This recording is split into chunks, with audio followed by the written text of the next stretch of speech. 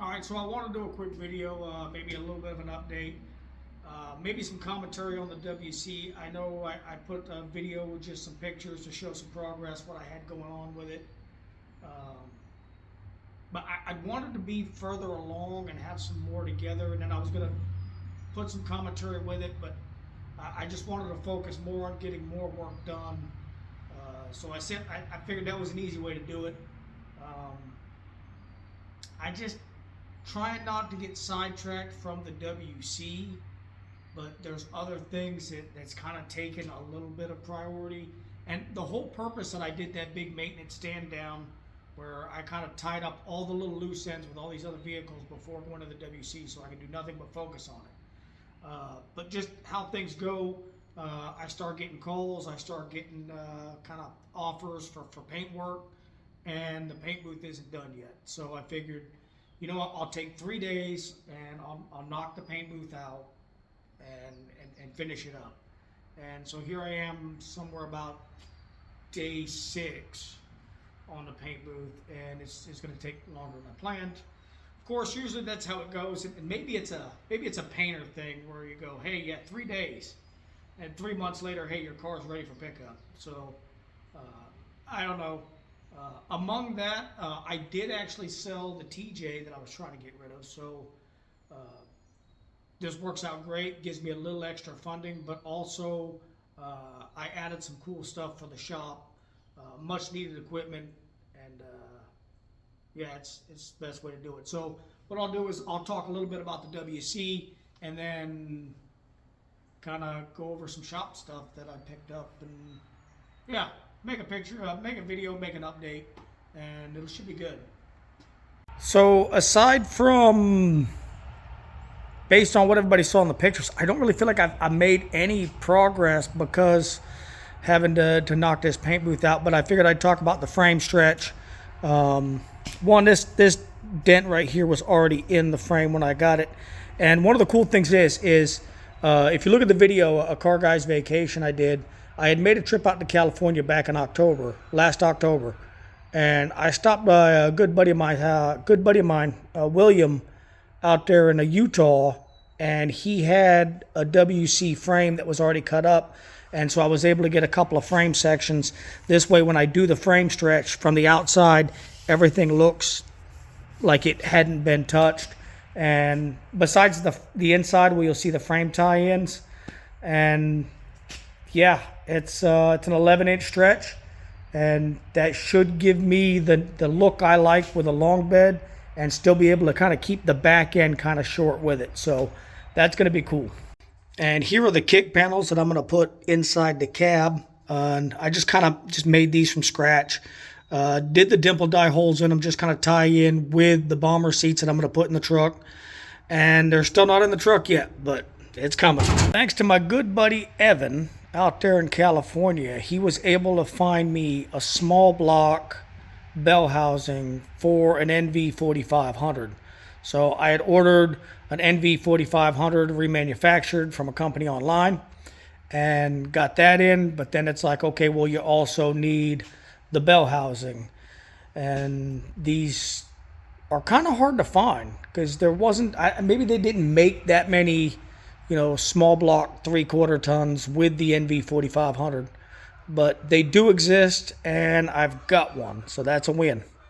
And it's parts on parts on parts. Down there I've got the entire rebuild kit and the the ring and pinion, everything to redo the axles with the Kingpin 60 and the Sterling 10 1/4, and of course everything to put the motor back together, bearings, rings, gaskets. And then it's more parts. It's gauges, lifters. I got so much parts up here that I've ordered for the truck that have come in that it's actually even hard to keep up with. And of course the gauges up at the top, which maybe I'll pull them down and take a look at them. And then just ignore the chickens on the other side of the wall. Yeah. And here are the gauges. Just, in my opinion, it's beautiful. It's an old school gauge setup. And what I'll do on the truck is I'll I hate to say this, but I'm going to have to cut this out, remove this whole square panel, make my own panel, and set these gauges in it. I know some purists out there might not be too fond of it, but I think it'll be great for the truck. And remember, this truck was completely crushed in with a tree, so the fact that it's getting saved is still justice, in my opinion. So, yeah. And we also ended up ordering new heads. The heads that I that was on that 360 motor that we bought, it had a small crack in it, and I just kind of went ahead and ordered just new iron heads. And I know somebody's gonna be out there like, hey, it's a perfect opportunity to go to aluminum heads. I was thinking the exact same thing, like, hey, this is a good chance. I'll do the aluminums. I mean, I think I'm still somewhat under budget. I'll talk more about the budget once we get closer to a full build, and I'll do a breakdown. But the idea of what we're building here for the truck is I'm not really gaining anything by going to aluminum heads. I'm not building a high horsepower, high RPM motor. So realistically, I mean, are we going to talk weight reduction, which off-road guys do, which is, to me, it's kind of hilarious. You know, back to the whole winch thing. I have a synthetic rope, so it's lighter, but meanwhile, I got 300 pounds of tools in the back. So I don't know. But this is what we're going with, and it's more parts on parts. So, yeah. Parts-wise for the truck, I've got so much stuff coming in. I think there's a few more things I'm waiting for axle-wise. I just got the Kingpin Rebuild 60 kit, and then I got high steer. For the steering box, I am going to end up using an FJ80. I guess I'll talk about that later on when I'm doing the mock-up and looking at how the steering box is going to fit in. Trying to keep everything true to Dodge parts, but for this application, that's going to be the best way to go with it. And yeah, I guess there's a dozen of things that I'm forgetting to mention, but we'll talk about the paint booth. I've got to get this done, otherwise, I mean, eventually I've got to get the frame in the booth to paint. I got stuff to paint, so it makes sense. I can't keep dragging stuff 45 minutes away for a paint booth when I've got a setup right here. So yeah, I'll talk about the paint booth, and then I'll talk about some cool shop equipment and stuff that's side projects on side projects. But it's going to be, I'm making progress. It's going to take time. A lot of it is, it's just long days.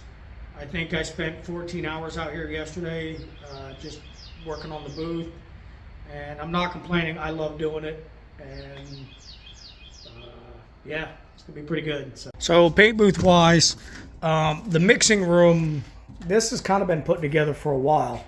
And it's kind of one of the first things I did, just so I had kind of a place to store my paint, a little bit cleaner than being out in the shop where I'm welding, I'm grinding, I'm sanding, just a place to set it up so it's completely out of the way. And then the booth itself, which has been a little bit, I don't know why I thought I was going to knock this out in 3 days, but the wall's finally finished, so that's done. And then I've got these 12-foot wide door. Now, a roll-up door is probably not ideal for,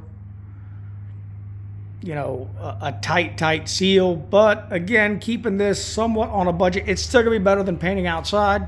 And yeah, so if you don't see much updates, and it's taking me a little longer than I planned, this booth has got to get finished. That's the reason why. And I'm kind of stuck in carpenter mode for the time. But yeah, it's a little bit of an update.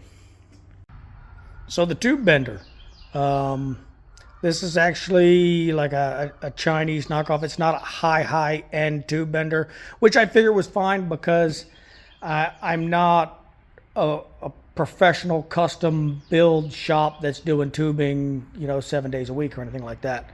A little bit cheaper if you can get it without the stand, and then just kind of build your own stand how you want. And and you can kind of just wheel it around as you need. And it works great, and it comes with 1 inch, 1.5 inch, and 1 3/4 inch dies. So the dies are the big thing, and I want to say it was like 19 and change before shipping. It's an Amazon special. It gets the job done, and I'm gonna need this specifically when I build that crawler bed for the WC.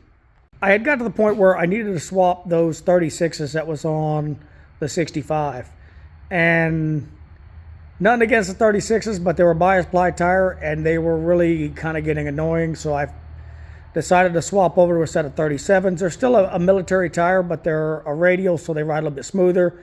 That half a day or so at the tire shop probably cost me 4, maybe 5 hours. And I kind of decided, like, you know, if I get some extra funding, I think I'm going to get a tire machine. So I finally did it. I went ahead and got myself a tire machine, tire balancer, and I no longer have to take tires down to a tire shop and then play the waiting game. Again, these are not high-end machines. Again, they're Amazon specials. But again, I'm not a professional tire shop. For the amount of tires I do, I think it's worth it. But at the same time, for the amount of tires I do, I don't think I'll wear these machines out anytime quick. So I got them. And of course, since I had made the sale on the Jeep TJ and it freed up some funds, I went ahead and ordered me a car lift. And I cut these out of my existing floor, dropped in a footer on each side, 12-inch deep. I think they're about 2 foot, 2.5 feet by 3 feet, fiber reinforced concrete. So at this point, I've got the car lift sitting there on the trailer. Picked it up last week, and I'm just giving a little bit more cure time before I can bolt this in, and you know, trying to go pro. And another thing is, I can't be the only guy to come up with this concept. What I did was I put a Reese hitch in here on my welding table, and then that way everything's kind of an attachment. So if I got my tube notcher here, I can slide it off and slide something else on. And basically, actually I got tired of just having hitches around in random spots. So I made a little Reese hitch holder, if you will, and then after then, I added that hitch on the welding table and I started making attachments. So like the shrinker stretcher can be on here, another vise, small English wheel, and the tube notcher. So it's kind of a cool idea, and I'm sure I'll come up with more attachments to kind of, you know, add to the welding table. And I don't know. So far it's been a really good idea, and I don't know if there's got to be hundreds, maybe thousands of people that's already done the same thing, but you know, I figured I'd mention it. I'm really liking it. Laying low, seeking out the poorer quarters, where the ragged people go, looking for the places only they would know. Lie, lie, lie, lie, lie, lie, lie, lie, lie, lie, lie, lie.